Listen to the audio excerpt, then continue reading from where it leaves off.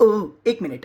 नमस्कार, राम राम, दुआ सलाम। मैं हूं आरजे कार्तिकेश और आप देख रहे हो मेरा यूट्यूब चैनल आरजे कार्तिकेश। तो सब्सक्राइब बटन दबाना ना भूलना और साथ ही साथ बेल आइकन भी दबा देना। Thank you so much. कभी सोचा है प्यार कहाँ हो सकता है, किससे हो सकता है, कितना हो सकता है, एक तरफा हो सकता है या फिर शायद सब समझकर, जानकर, बुझकर, हालातों को देखकर इसे सिर्फ दोस्ती कहने वाला, क्या ये भी प्यार हो सकता है? वेल हाय, मैं हूं आरजे कार्तिकेश और आप सभी का स्वागत करता हूं मेरे इस यूट्यूब चैनल पर। अगर आप यहां पर पहली बार आए हो तो इसे सब्सक्राइब ज़रूर कर देना और साथ ही में वो जो बेल आइकन आता है ना, उसे दबाना ना भूलना, क्योंकि मैं यहाँ हर हफ्ते कुछ कहानियाँ, कुछ किस्से, कुछ बातें, कुछ शायरी और बहुत कुछ लेकर आता रहता हूँ। तो उसे मिस ना करने के लिए बेल आइकन ज़रूर दबा देना। तो जैसे मैंने कहा कि आज कहानी सुनाने वाला हूँ, तो उससे मुझे याद आया कि पिछले हफ्ते या पिछले के पिछले हफ्ते मैंने जो सेकंड स्टोरी अपलोड की थी, एक छोटी सी लव स्टोरी पार्ट 2 की, उसको आपने काफ़ी अच्छे से सराहा और अप्रिशिएट किया, उसके लिए थैंक यू सो मच।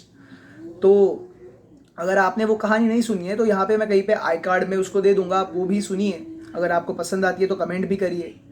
तो आज की कहानी थोड़ी सी हटके है। जैसे मैंने आपको शुरुआत में कहा कि कभी सोचा है कि प्यार कहाँ हो सकता है, इसी टॉपिक पर ये कहानी है। आज की कहानी है दो लोगों के, उनके सोच के, उनके ख्वाबों के, उनके अरमानों के, उनके दायरों के, उनके किस्सों की ये कहानी है।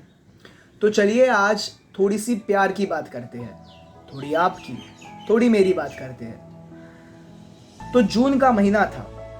मैं ऐसे ही बेड पर लेटे लेटे फ़ोन को स्क्रॉल कर रहा था जब मुझे इंस्टाग्राम पे एक लड़की की फ़ोटो दिखाई दी।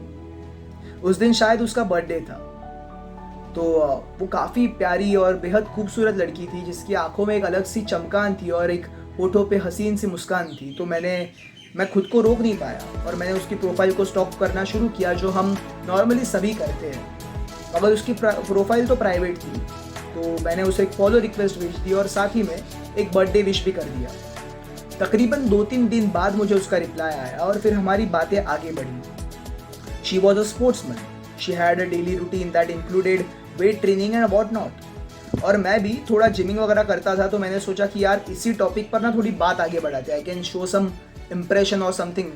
तो बातों बातों में पता चला कि जितना वेट मैं उठाता था वो तो बस उसका वार्म अप था।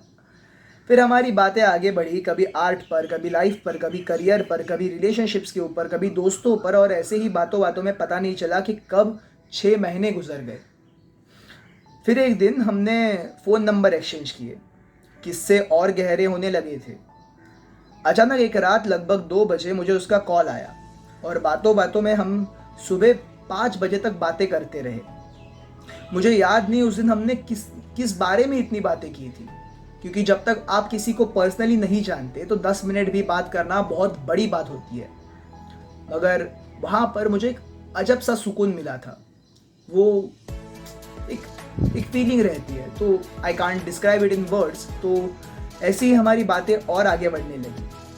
कभी वो आर्ट की बातें करती थी, कभी वो स्पोर्ट्स की बातें करती थी, कभी मैं शायरियाँ सुनाता था, कभी अगर मैं थोड़ा डिप्रेस फील करता था तो वो कॉल करके मुझे थोड़ा चीयर अप करती थी, कभी अगर वो थोड़ी लो फील करती होती तो मैं उसे कॉल या टेक्स्ट करके थोड़ा चीयर अप करता था। और ऐसी बातों बातों में और टाइम आगे बढ़ता गया। फिर एक एक मोमेंट आता है, मतलब वो कहते हैं ना कि आपका एक कनेक्शन बन जाता है। ऐसा कुछ मेरे साथ भी हुआ था।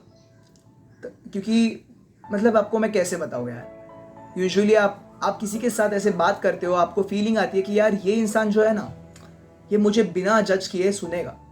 मैं अगर इससे कुछ भी कहूँ तो ये ऐसे नहीं कहेगा कि यार तुम में ये दोष है, तुम में वो दोष है, ऐसे हो वैसे हो, नहीं। आप बिना सोचे, बिना डरे, आप जो दिल में है बोल सको। ऐसा एक कनेक्शन मेरे साथ भी हुआ था और वो डिजिटल सुकून मुझे वहाँ पर मिला था, क्योंकि अभी तक हम मिले नहीं हैं। अब इस बात को खैर 3 साल हो चुके हैं। ऐसे ही सिलसिले आगे बढ़ते गए हैं, मगर आज भी हम एक दूसरे के साथ घंटों बातें करते हैं, जैसे हमारी दोस्ती ने उस वक्त को कैद कर लिया है, ऐसा लगता है। शायद उसे मेरे जज्बातों की खबर है, उसे हो ना हो, मगर मुझे उसके जज्बातों की पूरी जान है। मगर फासले, मंजिल और तकदीर, ये तीनों को दिमाग में रखते हुए कभी कभी लगता है कि कुछ बातें ना की ही जाए तो ही अच्छी होती है। वेल, इतना ही कह के मैं आज का वीडियो यहीं पे रुकाना चाहता हूँ और अगली कहानी में आपको मिलूंगा कुछ दिनों बाद। तब तक के लिए सब्सक्राइब करना और बेल आइकन दबाना ना भूलना। मिलते हैं अगले वीडियो में, तब तक के लिए थैंक यू सो मच।